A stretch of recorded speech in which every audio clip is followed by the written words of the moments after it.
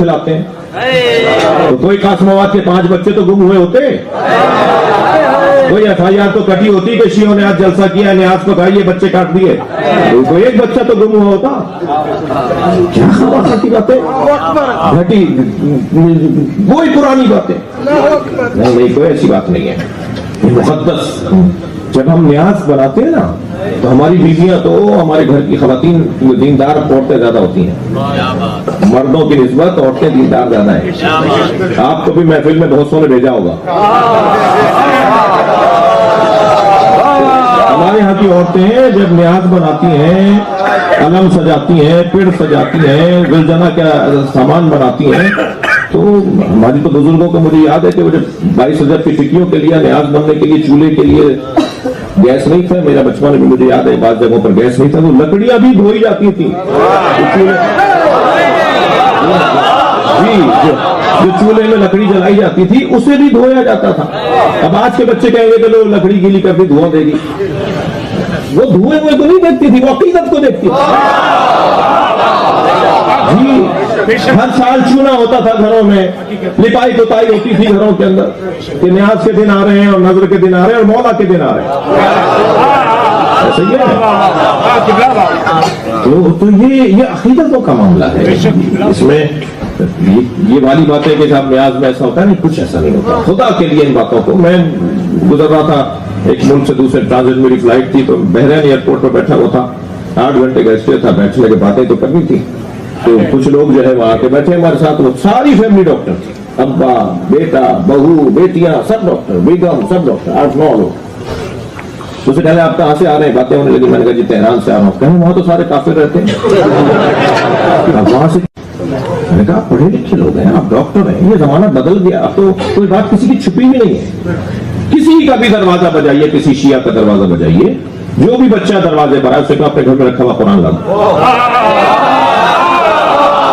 اگر آپ کہتے ہیں کہ شیعہ فلاں عالم محدث نوری نے اپنی کتاب کے اندر ایسا کچھ لکھا ہے, تو اگر ایک عالم نے یہاں لکھا ہے تو 3 عالموں نے وہاں بھی لکھا. تو یہ والی باتیں تو کتابوں کے اندر تو بہت سارے مسائل ہیں, بہت ساری الجھن ہیں. میں نے ابھی پچھلے دنوں ڈاکٹر طاہر القادری صاحب کو جواب دیا, اس کے جواب پر ایک جواب آیا ہے, اور وہ جواب بھی کیا جواب ہے, سبحان اللہ.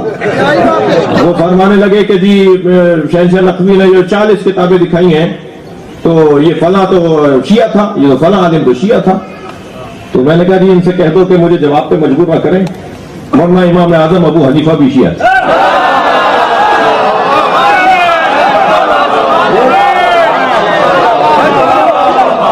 ورنہ امام بخاری بھی شیعہ تھا, حضرت امام مسلم بھی شیعہ تھے. اگر یہ ڈھونڈنے نکلو گے نا کہ کون کون شیعہ تھا, تو شاید حضرت ابوبکر حضرت عمر بھی شیعہ نکلے. مشکل میں آ جاؤ گے. جب ہم نے ٹھان لی کہ ہم ثابت کریں گے کون کون شیعہ تھا, تو پھر تو مشکل میں آ جاؤ گے. حضرت ابو ہریرہ بھی شاید شیعہ نکلے. یہ والی باتیں نہیں کرو کہ اب احادیث کے اندر فلاں حدیث ضعیف ہے, اچھا جی ان کے نزدیک ضعیف ہے تو ان کے نزدیک صحیح ہے, ان کے نزدیک صحیح ہے تو ان کے نزدیک ضعیف ہے. یہ علمی گفتگو, یہ کتابوں کی گفتگو. اگر کسی کتاب میں کوئی بات کسی نے لکھ دی, بہت اچھا کہا جناب صاحب مدنی صاحب نے, تو بھائی لکھ گئے کہ کتابوں کے اندر وہ تو شیعوں نے پڑھ لی, تم پڑھتے نہیں ہو.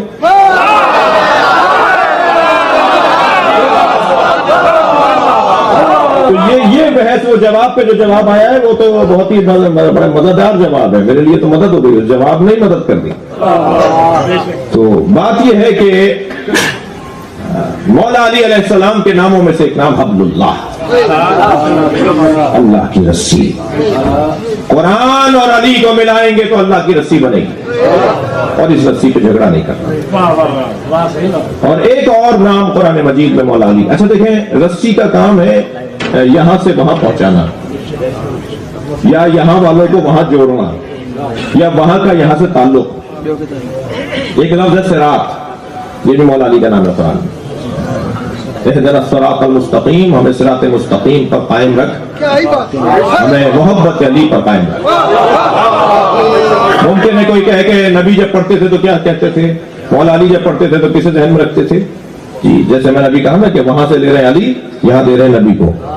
یہاں والے اور وہاں والے میں فرق ہی نہیں ہے، جلوے مختلف ہیں، جلوے مختلف ہیں. یہاں محمد کہلاتے ہیں، وہاں علی کہلاتے ہیں. جب مولا علی پڑھتے تھے تو مولا نبی کو ذہن میں رکھتے تھے، جب مولا نبی پڑھتے تھے مولا علی کو ذہن میں رکھتے تھے. اہدنا الصراط المستقیم، یہ بھی مولا علی کا قرآن میں نام.